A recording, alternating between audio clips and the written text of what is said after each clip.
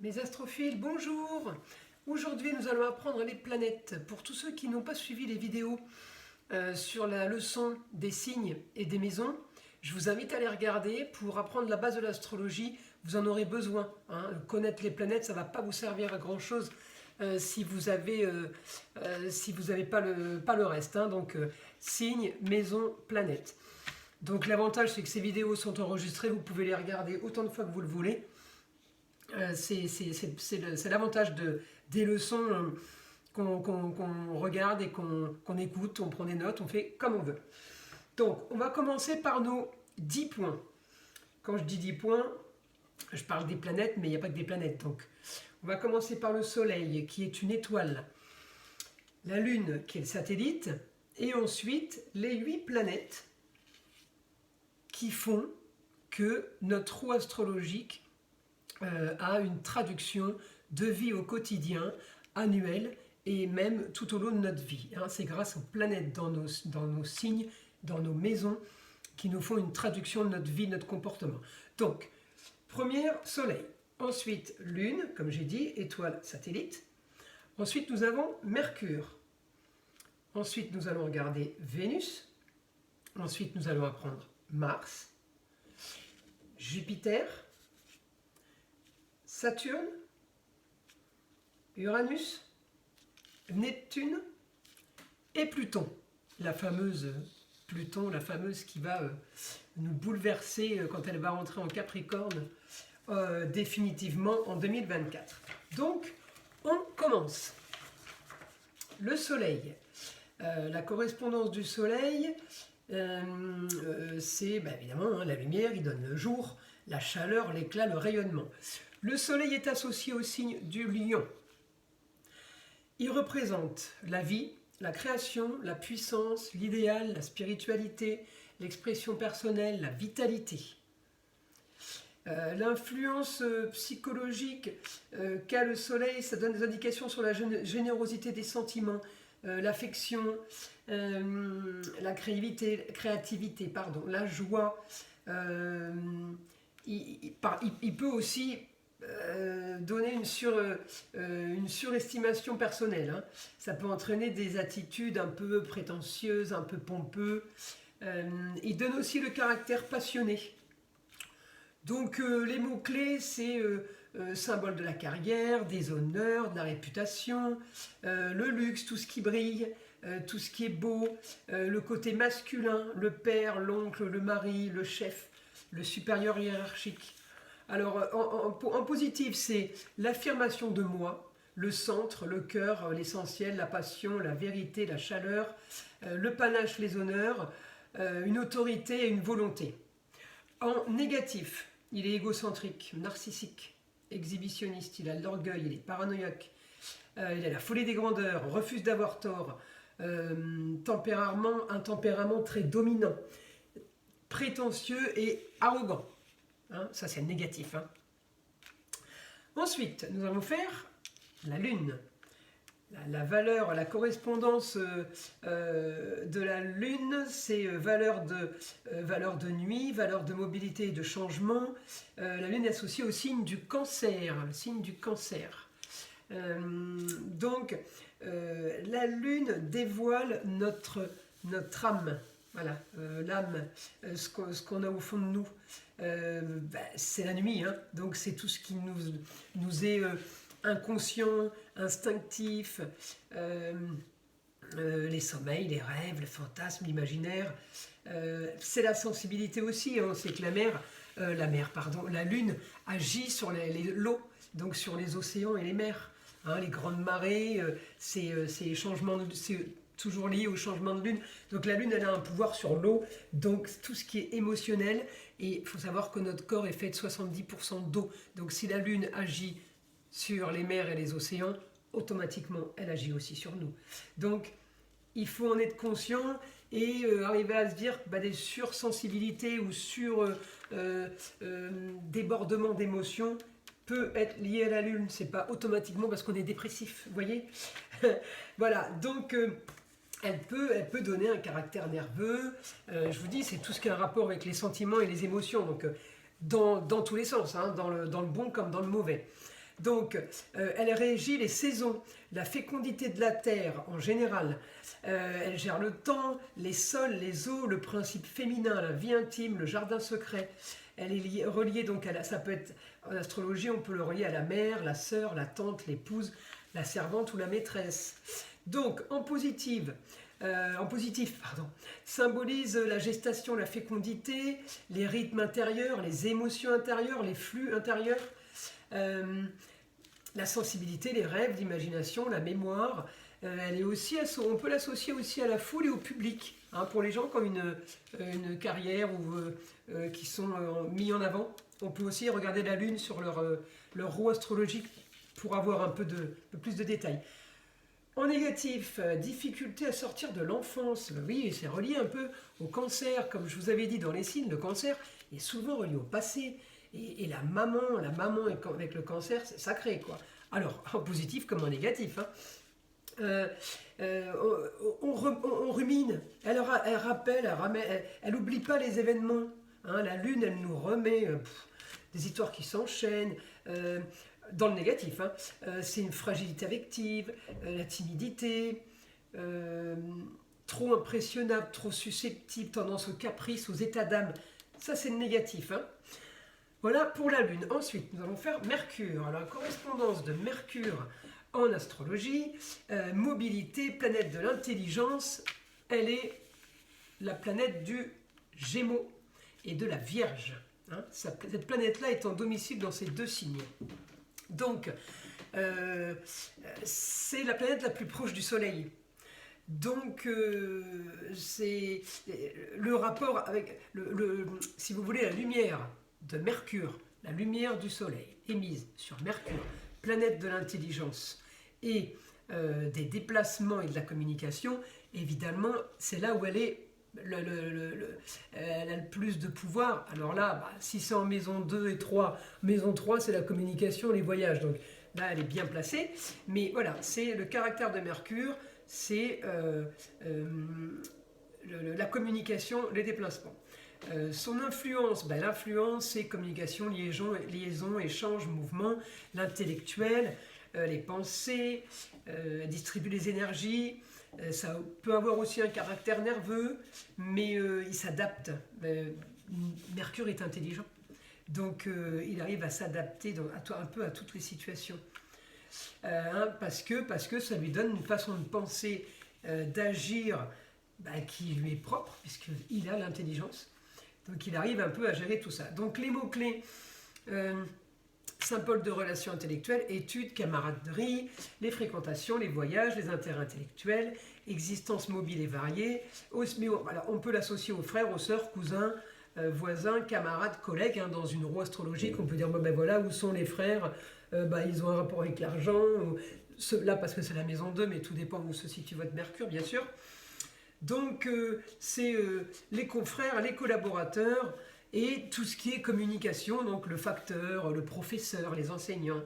Voilà, donc en positif, intelligent, pratique, adaptabilité, réflexion, sens de la répartie, capacité dans les écrits ou pour tout ce qui touche l'expression orale, la mobilité, il bouge, il est aussi doué de ses mains, il a un désir d'échange, il a le sens du commerce, capacité associative sur le plan intellectuel.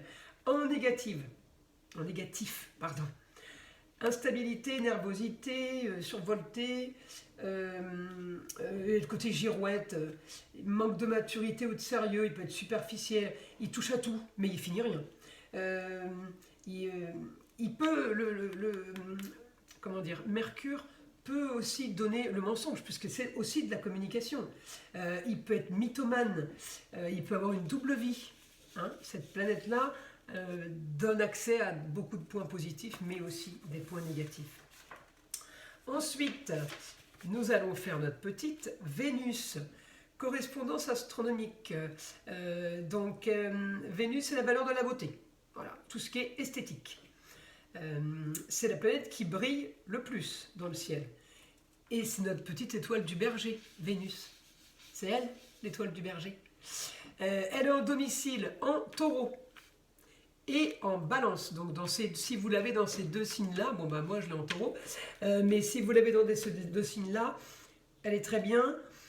Elle donne le côté esthétique, le côté beau, tout ce qui est agréable. Donc c'est l'attraction, la sympathie, hein, l'influence psychologique, c'est ça. Hein. Harmonisation, la fusion des sentiments, c'est tous les goûts, les goûts que vous avez, ce que vous aimez, l'esthétique que vous avez, c'est Vénus qui nous donnera en information. C'est là où elle se trouve qu'on pourra la traduire, d'accord. Donc c'est aussi la sensibilité par rapport aux couleurs, par rapport à l'art, à la musique, et aussi la nourriture, hein, tout ce qui est beau, une belle table, voilà, c'est Vénus. Donc les mots-clés, symbole de l'amour ou de la vie affective, mais aussi des loisirs, de la distraction, des arts et des plaisirs, aspiration à une existence facile et agréable, où priment les sentiments. C'est une vie sensuelle, charme physique, elle représente la fille, la maîtresse, la petite fille aussi. Alors, en positif, donc ça nous donne des informations sur la vie sentimentale, le comportement du natif dans le domaine. Ensuite, elle va nous donner des informations donc, sur l'union et l'harmonie, esprit de conciliation, romantisme, valeurs sensorielles et esthétiques, désir, envie, capacité de recevoir ou de sentir, capacité de se détendre et charme physique. En négatif, sensualité pas top, hein, puisque c'est la beauté, donc en négatif, bah, c'est pas beau. Un manque d'intérêt pour la vie ou les gens, peu de contact avec le réel, elle est plutôt sous dépendance, soumission, laisser aller, le goût est absent, la perte de sensation ou la perte de sentiment, côté aguicheur, à outrance, sans gêne, insolent, manque de tact, laideur morale ou physique, côté désagréable. Voilà, donc ça c'était pour ma petite Vénus. Nous allons faire Mars. Alors, Mars, il a une correspondance astronomique. C'est la passion, la violence, c'est la flamme, c'est le feu. Voilà, il est en domicile, en bélier et en scorpion. Voilà, donc, son influence psychologique, caractère bileux, hein, le Mars, il réfléchit, il retourne. Confrontation avec le monde, et c'est la répulsion, l'hostilité, le dynamisme que vous pouvez avoir ou pas de déployer le feu de Mars, en fait. La manière dont il va agir ou réagir face aux événements de la vie. Donc, je continue. Mots-clés, il symbolise les passions et les difficultés de la vie, les accidents, incendies, les opérations, les procès, les duels. Mars représente toujours la lutte pour la vie à pleines dents, à pleines griffes. Le règne de la loi du plus fort, hein, c'est ça Mars. On retrouve souvent cette planète dans notre vie ou dans notre roue astrologique, sur les adversaires, les ennemis, c'est Mars. Les rivaux, les adversaires, les ennemis déclarés. L'amant, c'est Mars, le militaire, le guerrier, le chirurgien, le boucher ou le criminel. Voilà, il est représenté par cette planète. Donc, en positif, l'énergie martienne, c'est l'énergie virile qui ose et qui impose. Force et se dépense en vue d'un but à conquérir. Hein, il a le courage, il est téméraire, il a une vie physique, il a une énergie, c'est vital, il a une combativité, une confiance en soi, volonté d'exister, la lutte, les actions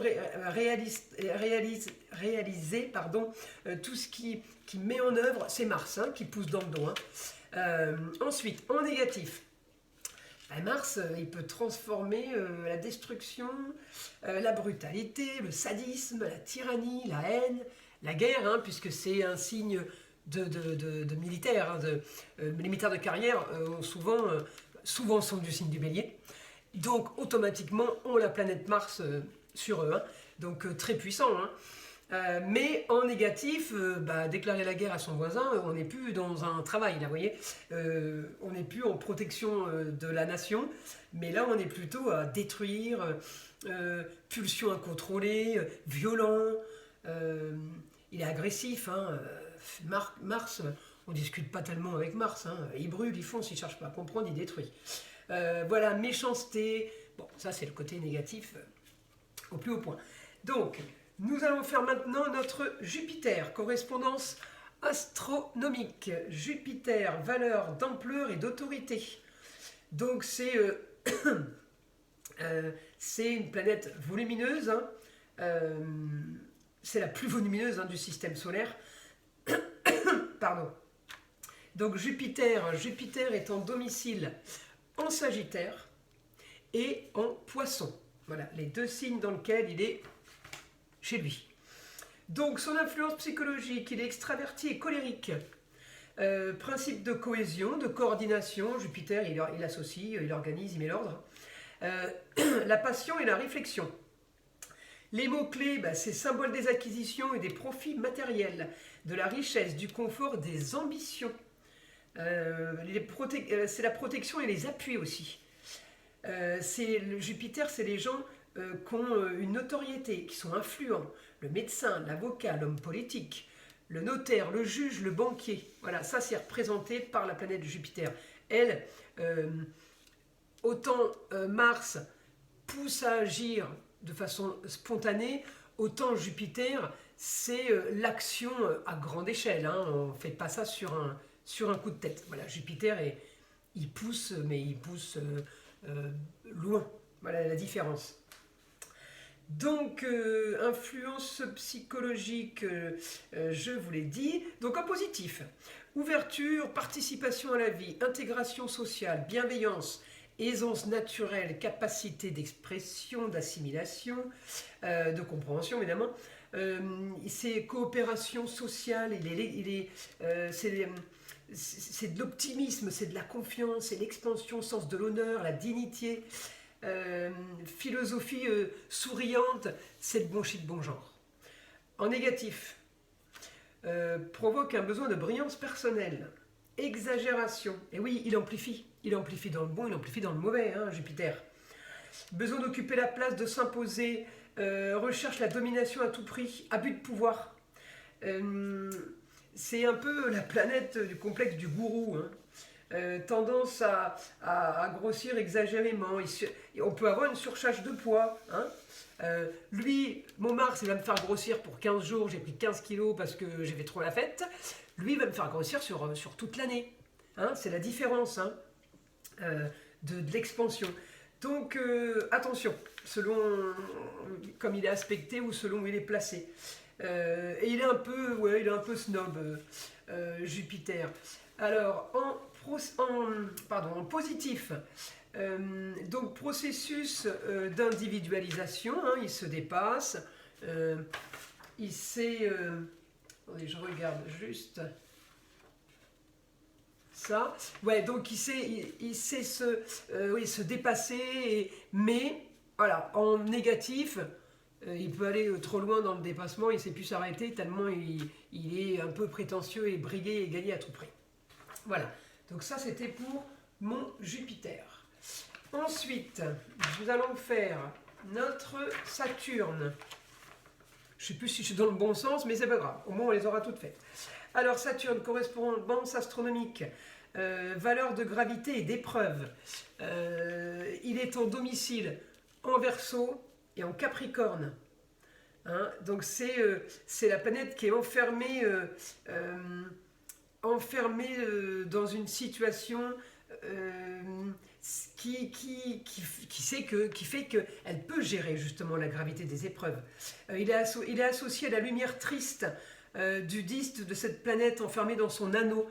Hein, Saturne, vous savez les anneaux de Saturne, mais elle est là la planète et les anneaux sont autour. Donc c'est la planète qui est enfermée là-dedans, mais c'est sa nature, donc elle est bien comme ça. Voilà, donc près à nous, tout va nous donner des informations selon où se situe cette planète et dans quel signe elle est sur notre trou astrologique. Hein, voilà. Donc l'influence psychologique, c'est tempérament nerveux, introverti, il ne parle pas beaucoup Saturne. Il est un peu mou, il arrive à se concentrer, mais il arrive à faire abstraction des choses Voilà, vous ne savez pas trop ce qu'il pense Saturne. Hein. Les mots-clés, c'est la structure, la construction. Moi, je le compare, enfin, souvent dans mes voyances, je l'ai sur la bâtisse, la maison, les murs maîtres ou la toiture. Donc, c'est vraiment l'effort et la prise de responsabilité Saturne. Saturne, c'est le squelette de la maison, mais c'est le squelette du corps. Les ambitions sont grandes, c'est la colonne vertébrale, vous voyez, la charpente. Les personnes âgées et les gens auxquels on a souvent recours dans l'épreuve. Hein, le médecin, le prêtre, l'avocat, le juge, ou le père s'il est âgé. Donc en positif, Saturne contribue à affirmer la puissance intérieure, à se structurer, se construire, ou construire quelque chose, maison, carrière. Il donne le sens des responsabilités, il est honnête, il est fidèle, il est stable, il est mature, il donne un côté sérieux, il a le sens du temps, le sens de l'expérience, la sagesse, il a une poigne de fer, rigueur et résistance, et il établit toutes les charpentes, hein, voyez, c'est ce que je vous disais. Donc en négatif, il symbolise les privations, les restrictions, hein, la planète enfermée dans ses anneaux. Il symbolise les sacrifices, les pertes, le renoncement, l'abandon, l'isolement, la prison, l'exil. Il a tendance à se moraliser ou à culpabiliser, il moralise les autres, porte le monde sur son dos, tendance mal au dos justement, à se coincer les vertèbres. Hein. Saturne en domicile en Verseau et Capricorne, surtout le Capricorne, les os, c'est la charpente, la colonne vertébrale. Hein.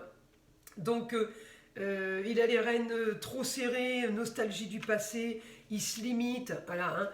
Hein. L'anorexie, peut marquer l'anorexie, l'anxiété, côté victime et pessimiste, tendance rabat-joie. Oh, il répète toujours les mêmes, hein.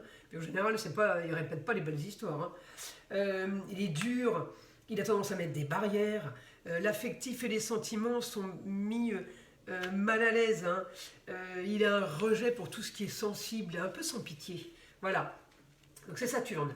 Ensuite, nous allons faire Uranus, ma planète Uranus. Alors Uranus, c'est la deuxième planète maîtresse du Verseau, d'accord. L'influence psychologie, extravertie, passionnée, principe d'intensité. Il dénude, il dépouille, il rejette, il refuse, il débarrasse, il réduit à l'essentiel, il monopolise ou il focalise. Mais moi je trouve aussi, hein, je l'ai souvent vu en voyance, que Vénus c'est le ciel qui vous tombe sur la tête. Alors, dans le bon comme dans le mauvais. Dans le bon, vous gagnez au loto. Dans le mauvais, la maison elle s'écroule. Hein, ou on prend la foudre. Voilà. Je l'ai souvent vu dans des cas comme ça en fait. Donc les mots-clés c'est événement soudain, l'imprévu, brusque, c'est les tuiles ou les coups de chance, inattendus, coups de théâtre, aventures risquées ou démesurées, les moyens de transport rapides et les technologies modernes. Donc en positif, je regarde ça. En positif, c'est un processus d'individualisation, l'affirmation de soi, de se libérer, de progresser, d'indépendance, de changer, de sortir des limites, devenir grand, puissance et affirmation. En négatif, il est rebelle, forcené, individualiste, provocateur. Il rejette toutes les normes. Il veut avoir raison à tout prix. Il refuse toute responsabilité. Il est électron libre, voilà, hein, il est seul. Tendance à l'intolérance. Agressif quand même et brutal, hein, c'est le coup, c'est les doigts dans la prise, hein, c'est électrique. Hein, donc il a un pouvoir dominateur, paranoïa, voilà, hein, on a les plus gros points négatifs. Hein. Et ensuite, notre dernière planète, je crois qu'on a fini, hein, il nous reste Neptune. Neptune étant domicile dans le signe du Poisson. Voilà. Et c'est sa deuxième planète maîtresse, puisqu'on avait vu que le Poisson avait Jupiter. Il est où mon Jupiter? Non, d'ailleurs, on n'a pas fini du tout. On a encore Pluton à faire. Voilà, hein, Jupiter. Pour le signe du Poisson. Alors, Neptune, Neptune, c'est le caractère introverti, le principe général d'extension, la confusion, le trouble, participation à la communauté, ça correspond au signe du Poisson, un peu, vous savez, un peu entre deux eaux, on ne sait pas trop. Donc Neptune, il me fait rêver. ou pas. Donc, les mots-clés. Situation confuse et embrouillée, rêve, chimérique, les espérances insensées, des illusions ou les mirages.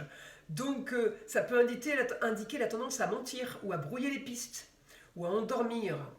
Vous savez que l'hypnotiseur a un Neptune très très prononcé en général, c'est rigolo, mais voilà. Et l'anesthésiste aussi, hein. C'est la drogue, hein, Neptune. Hein.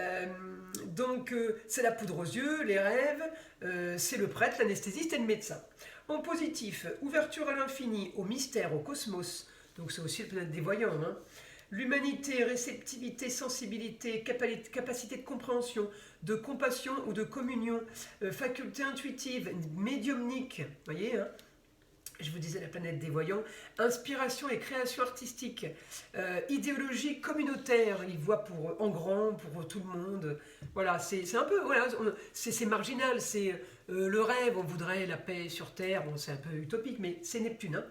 En négatif, déconnexion totale avec la réalité, perte de contact, les illusions, manque de protection contre les dangers, naïfs, fausses vérités, mensonges, conspirations, tromperies, les inondations, le raz-de-marée, esprit inaccessible, mégalomanie, troubles mentaux, fumisterie, tendance à se laisser manipuler ou embrigader, poudre aux yeux et vol. Voilà, donc c'est aussi alcool et drogue. Hein. Ça, voilà, ça c'est Neptune. Donc, on a fait Saturne, on a fait mon petit Jupiter, voilà, c'est le dernier qui me manquait, c'est bien mon Pluton. Mon Pluton qui est là, bah oui, on n'a pas fait celui-ci. Donc, Pluton, il est aux confins de l'univers. C'est la dernière planète référencée aux portes de notre système solaire. Donc, c'est pas étonnant qu'on lui donne des attributs hein, le terme de gardien de la clé des enfers. Pluton, c'est la deuxième planète en domicile du Scorpion, hein, puisque Scorpion a aussi Mars. Donc c'est vraiment la dernière, c'est la plus éloignée, et c'est celle-là qui va agir en 2024. Donc on aura l'occasion de se retrouver pour des vidéos à son sujet. Elle est pour 20 ans en 2024 dans le signe du Verseau. Donc elle n'est pas en domicile, mais ça on s'en fiche. Hein, ça tourne, toute la planète change de signe en permanence, alors à plus ou moins long terme. Mais là elle est pour 20 ans en Verseau, elle était depuis 20 ans en Capricorne. Je vous ai dit ce qu'était le signe du Capricorne, qui est représenté par la planète Saturne. Psychorigide, enfermé dans un étau, la planète coincée dans ses anneaux, ça va avec le Capricorne. 20 ans, on en sort. On a commencé à en sortir un peu. Ça a commencé à bouger. Là, ça rebouge encore depuis mars. Elle part, elle revient, elle est rétrograde, elle passe en active, mais pas vraiment dans le Verseau. Elle sera en Verseau définitivement. Mi-2024. Enfin, je ne sais plus bien le mois, mais je crois que c'est août, septembre ou octobre 2024. Bref, elle y rentrera quand même déjà en janvier pour un bon moment. Et elle va y rester. Donc, fin 2024, vous savez qu'elle y sera jusqu'en 2044. Donc, cette planète, elle est... Moi, je l'aime, c'est la transformation, le changement. Alors, je suis Gémeaux, alors le Gémeaux aime les changements, pas tous les signes. Mais de toute façon, mes amis, il va falloir que vous l'apprivoisiez parce qu'elle est... pour 20 ans dans un signe d'air qui aime aussi le changement. Donc il va falloir vous faire violence pour tous ceux qui n'aiment pas ça. Il va falloir devenir un petit peu original pour tous ceux qui sont trop carrés et trop structurés, parce que là on rentre dans du sympa, on rentre dans de l'artistique là. Donc c'est un caractère passionné, profond. Elle représente les profondeurs de nos ténèbres intérieures. Les mots-clés, c'est la destruction, ou les drames, ou l'autodestruction, les saisons, c'est les crises les plus sombres, l'affirmation de la puissance occulte, découverte des richesses intérieures, révélation supérieure et la passion. Donc, oui, les mots en positif, les mots-clés, c'est richesse invisible, force d'action et d'engagement, force régénératrice, un mourir pour renaître, capital énergétique, force de transformation, capacité de renouvellement, accès au sens profond, principe vital, vocation, puissance occulte et soif de vivre. Et ça en Verseau, je peux vous dire que pendant les 20 années qui arrivent, ça va décoiffer. Hein. On rentre vraiment dans du nouveau. Hein. Comme l'avait dit un certain je ne sais plus qui, demain ne sera plus jamais comme avant. Hein. Donc là, on y est. Hein. Donc préparez-vous. En positif, richesse invisible, force d'action et d'engagement, force régénératrice, capital énergétique, on avait dit. Hein. En négatif, donc c'est oui, en négatif, source d'angoisse, tendance malsaine ou destructive, destructrice, pressentiment vague, tendance suicidaire, c'est la bombe atomique, c'est le volcan qui détruit tout et qui explose. Bon, Pluton, c'est un petit mélange de Jupiter, de Mars et de Neptune réunis en fait. Hein. Il y a mourir pour honnête, mais il y a aussi la folie des grandeurs, l'expansion. Mais il y a le côté trouble de Neptune. Hein. Voilà, donc là, on a fini. Je vérifie. Soleil, Lune, ça c'est fait. Mercure, Vénus, Saturne, c'est fait. Mars, c'est fait. Neptune et Jupiter, c'est fait. Uranus et Pluton, c'est fait. Mais écoutez, mes astrophiles, se terminent nos leçons d'astrologie. Alors j'espère qu'elles vous ont appris beaucoup de choses, j'espère qu'elles vous permettront de retourner régulièrement et de reprendre des points, parce qu'il y a plein de petits détails sur les signes, sur les maisons et sur les planètes qu'il faut se rabâcher pour les imprimer, pour les enregistrer, pour tous ceux qui veulent apprendre l'astrologie. Hein. Voilà. Mais c'est vrai que c'est intéressant, parce que comme c'est beaucoup de psychologie, ça correspond à tout le monde. Et ça peut intéresser tout le monde. Comprendre son voisin, comprendre ses enfants, bah oui, l'astrologie peut beaucoup aider à ça.